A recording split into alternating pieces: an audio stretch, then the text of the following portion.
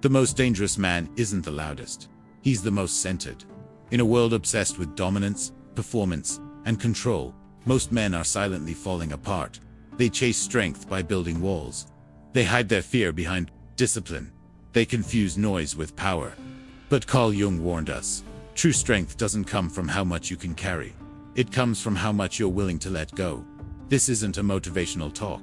It's not about looking tougher, grinding harder, or pretending you've got it all figured out. This is about the man who breaks and still returns. The man who's been to hell within himself and came back with clarity. That's the undefeatable man. In this video, you'll learn the real traits that make a man unshakable, not externally, but from the inside out. Shadow, stillness, purpose, discipline, and a kind of self-awareness most men never reach. If you're tired of wearing the mask, then maybe, just maybe, it's time to take the first step toward becoming real. Most men are taught that strength means never breaking, never showing weakness, never doubting yourself. But Carl Jung saw right through that illusion. He believed that real strength begins the moment the ego breaks, not when it wins. Because as long as your identity is built on performance, status, or image, it's fragile. One failure, one betrayal, one unexpected loss, and the whole structure collapses. Why? Because the ego is not designed to carry the weight of the soul. It's a mask, and the longer you cling to it, the more disconnected you become from your truth. The strongest man is not the one who avoids breaking. He's the one who knows how to rebuild from the ruins, stronger, wiser, and more real than before. When the ego cracks, most people panic. They numb it with distractions, work, sex, noise, ambition. But the superior man pauses. He watches. He listens to what's breaking. Jung taught that every crisis of identity is actually an invitation to transformation. Think about it. The moment you realize you're not who you pretended to be is the moment you can choose who to become. That's power. Quiet, internal power. Not dependent on applause, likes, or approval. The man who dares to let go of who he thought he had to be. That man is unstoppable. Because nothing owns him anymore. Not shame, not fear, not even failure. There's a reason Jung valued the individuation process so deeply. It's the journey of becoming who you really are beneath the ego's armor. And the first step, watching the mask fall. It's not easy. It feels like death. And in many ways, it is the death of the false self. But that death clears the space for something more honest to grow. A man who's gone through this doesn't speak with arrogance. He speaks with clarity. He's not trying to dominate the room. He is the room, because his presence isn't built on noise. It's built on truth. He's not afraid to say, I don't know. He's not ashamed to admit, I broke. And that's precisely what makes him dangerous. He has nothing to prove. Let's bring this home. Have you ever felt like your world was falling apart? Like the identity you built wasn't enough to hold you together anymore? That's not weakness. That's your soul knocking. It's your real self saying, let me in. Most ignore it. They double down on the performance. But the superior man, he answers. He looks in the mirror, wipes off the script, and asks, who am I really? That question terrifies the ego, but it liberates the man. And once you've tasted that freedom, you stop chasing the world's definition of strength. You start building your own. Not louder, not faster, just deeper, more rooted, more real. Because here's the truth. Once the ego breaks, and you don't run, you begin to rebuild from the soul. That's where true strength is born. Not in the victory, but in the quiet surrender.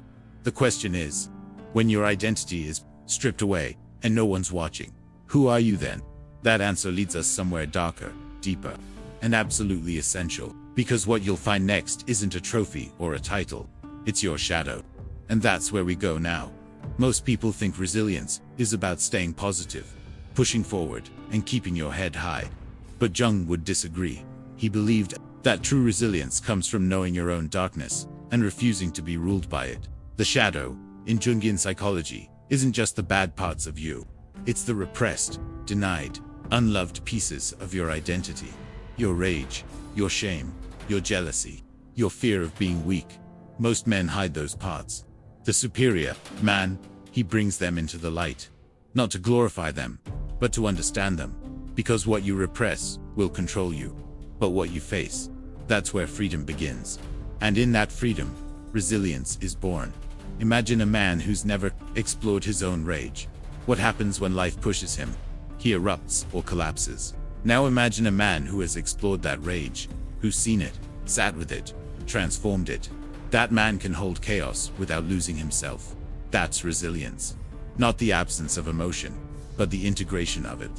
Shadow work isn't about fixing yourself. It's about becoming aware of all that you are. So nothing inside you surprises you anymore. And when nothing surprises you, nothing shakes you. Jung taught that the shadow, once integrated, becomes fuel. Creative, instinctive, powerful. Fuel. The man who has done this work isn't fragile. He's flexible. And flexibility, not hardness, is what survives the storm. Let's be practical. Shadow work starts with noticing. What triggers you? Who annoys you? What do you constantly judge in others? These are clues, projections of your unclaimed self. Write them down. Sit with them. Ask, what part of me is crying out behind this reaction? You don't need to fix it overnight. Just name it. Jung said that until you make the unconscious conscious, it will direct your life, and you will call it fate. The superior man doesn't leave his life to fate. He names the patterns. He rewrites them. And that, right there, is resilience. The ability to stay conscious in the middle of your most unconscious storms. Resilience isn't born in moments of peace. It's born in breakdowns, in betrayal, in nights where you wonder if you're losing yourself. The difference is, the superior man uses those moments. He doesn't numb them or run from them. He extracts truth. He finds power in what once felt like failure. Jung would say, every descent into darkness holds the seed of light. But only the man who chooses to descend finds it. That descent, that's shadow work. That's the rite of initiation most modern men skip. And without it, all their success rests on a cracked foundation. The man who has walked through hell consciously doesn't fear being tested again, because he knows what he's made of now. And that knowing, that unshakable inner certainty, is what the world cannot give you and cannot take away. But resilience, once formed, isn't just about surviving. It's about standing firm when chaos comes again. And it will, which raises the next question. How do you stay centered when the world around you spins out of control? Because the real test of an undefeatable man isn't whether he can feel strong. It's whether he can stay present when everything around him falls apart. There's a point in every man's life where things fall apart. A death, a betrayal, a failure you didn't see coming. The job disappears. The marriage ends. The certainty crumbles. And suddenly, the identity you held so tightly no longer fits. That's chaos. And most men panic when it hits. They scramble for control, for distraction, for anything that feels familiar. But the superior man, the undefeatable one, does something radically different. He stays still. Not passive, not frozen, just centered.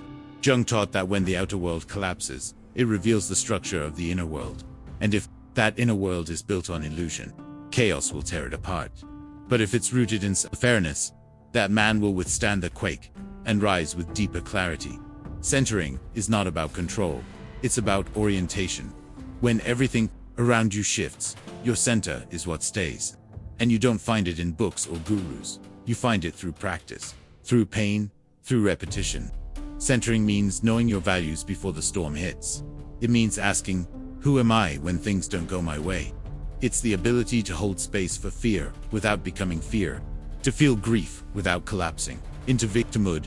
Jung understood that the unconscious wants to flood the ego during times of crisis. That's why the centered man doesn't suppress emotion. He contains it, like a strong vessel that holds water without shattering. That containment, that's maturity, and it's rare. But it's not mystical. You can build it. Start with breath. Start with ritual. Wake up and sit in silence before the noise begins.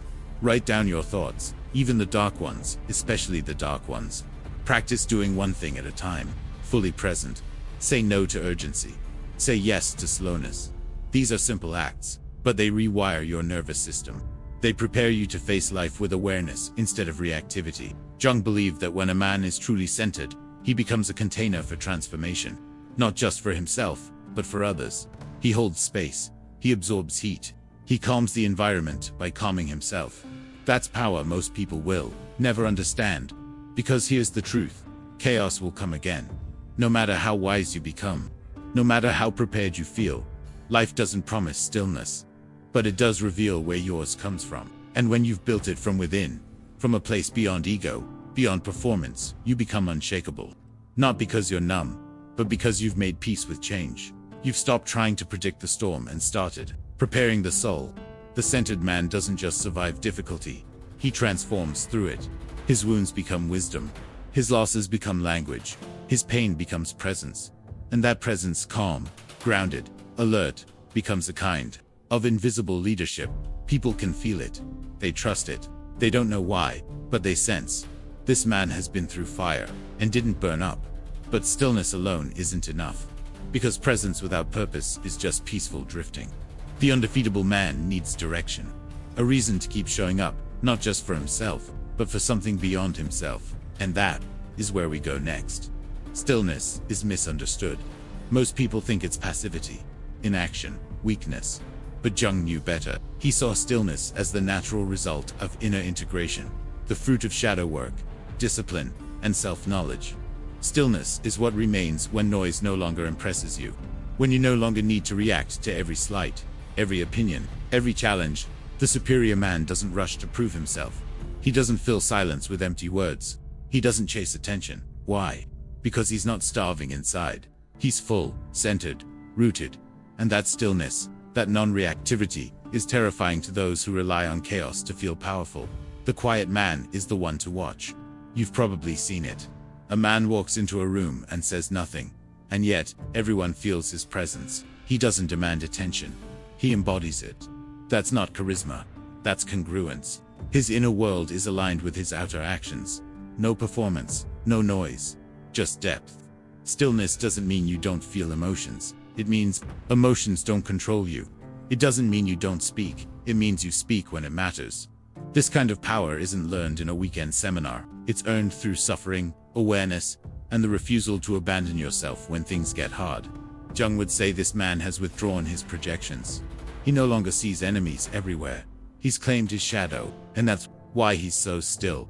But make no mistake, stillness is active. It's not laziness or detachment. It's vigilance. It's choosing not to escalate what doesn't deserve your energy. It's knowing when to act and when to wait. It's responding, not reacting. In relationships, this changes everything. You no longer play games. You no longer need to be right. You become a grounding force for your partner, your children, your community. People don't feel tension around you. They feel safety. Because you're not projecting storms. You're holding ground. And in a world addicted to speed and spectacle, that kind of presence is rare. It's not glamorous, but it's magnetic. And most importantly, it's trustworthy. How do you cultivate it? You slow down. You stop filling every silence with noise. You meditate, even if it's messy. You walk without your phone. You sit in discomfort instead of escaping it. You practice being the eye of the storm. Stillness isn't about being calm all the time. It's about returning to calm, faster and more consciously. Jung taught that the self speaks in silence. If you never slow down, you never hear it. And when you can't hear yourself, you become prey to everything else. Opinions, urges, fear, comparison. Stillness reconnects you to that inner signal, the one that tells you what's real, what's right, what's yours. And once you've touched that stillness, even for a moment, you begin to realize that your power isn't in motion. It's in presence. That's what makes a man undefeatable. Not muscle, not wealth. Presence. But presence must be pointed. It needs direction. Because power without purpose is just force. And force, when misused, turns on itself. So let's ask the final question. What drives a man who's done all this work? What sustains him when the applause stops and the spotlight fades? That answer lives in the final piece. Purpose. When everything else falls away, the ego, the achievements, the admiration, what remains is purpose. And for the undefeatable man, that's everything. Jung believed that a man must be aligned with something greater than himself. Without that, strength turns into arrogance, stillness turns into apathy, and resilience becomes a pointless grind. Purpose is what gives pain meaning. It's what transforms sacrifice into fuel. It doesn't have to be loud, or public, or glamorous. In fact, the deepest purposes are often quiet, hidden in daily devotion, in service, in creative fire. The superior man doesn't need the world to validate his path. He walks it because he must, because his soul demands it. Purpose isn't something you find once and hold forever. It evolves. It deepens. Sometimes it even disappears, only to return stronger. Jung called this the path of individuation. the journey of becoming fully, wholly yourself. And along that journey, purpose acts like a compass. It doesn't always give you a map, but it keeps you oriented. Without it, every obstacle feels like a curse. With it, obstacles become initiations. Purpose gives you grit. It gives you patience. It gives you why. And once a man has a why, almost no how can break him. That's what makes him undefeatable. Not that he's never wounded, but that he knows what he's fighting for. And it doesn't have to be dramatic. Purpose might mean raising a child with integrity, writing words that heal, building something that outlives you, standing for truth when it's easier to stay quiet. The point is, it comes from within. It doesn't need applause. It doesn't need explanation. It just burns. The man of purpose is anchored, not swayed by trends, not lost in distraction. And when doubt comes, because it always will, he doesn't collapse, he remembers. He reconnects. He returns. Jung would say he's living from the self, the deep center of who he really is. And when a man lives from that place, the world may shake, but he won't. Purpose also protects. It keeps you from wasting time on the trivial. It sharpens your boundaries. It helps you say no, not from fear, but from clarity. The man with purpose doesn't entertain chaos just to feel alive. He doesn't chase status to feel worthy. He knows what matters. And that knowing becomes armor, not to shut the world out, but to stay true to what's sacred within. In the darkest seasons, it's purpose that keeps the flame lit. Even when the vision is blurry, even when motivation is gone, purpose is stronger than emotion. It's stronger than fear. That's why the superior man guards it fiercely. And maybe that's the greatest gift purpose offers. Not just strength, but peace. Not the kind that avoids conflict. The kind that persists through it. The kind that makes you look in the mirror after everything's been stripped away and say, I'm still here. I know who I am, and I know why I'm here. That's the mindset of the undefeatable man. And now that you've seen the full path, from ego death to purpose, rebirth, it's time to ask, will you walk it? So, who would you be if nothing could shake you? Not because you're numb, not because you fake it better than others, but because you've faced yourself fully. Shadow, ego, silence, chaos, purpose. And instead of running, you stayed. You didn't collapse, you centered. That's strength. That's power. That's the man Jung was pointing to all along. The one who isn't perfect, but present. The real question is, will you do the work? Will you sit in silence long enough to hear the truth? Will you track your shadow when most men keep pretending it's not there? Will you choose discipline over distraction, purpose over performance, peace over validation? And more importantly, will you stop waiting for permission to become who you were always meant to be? No one's coming to save you. No one's coming to crown you. The man you're looking for is already inside you, buried under habits, shame, noise, and fear. But he's there. And he's waiting for you to remember. Because here's the truth. The world doesn't need more men who chase power. It needs men who embody it, quietly, consistently, consciously. Men who don't flinch when tested. Men who don't crumble when unseen. Men who, even in solitude, walk with integrity. So if this message hits something deep, don't let it fade. Bookmark it. Reflect on it. Live it. And if you're ready to keep growing, evolving, and remembering who you are, subscribe to Shadow and Light. Activate notifications, and walk this path with us. Not louder, not faster. Just deeper. Because this is where strong men are made.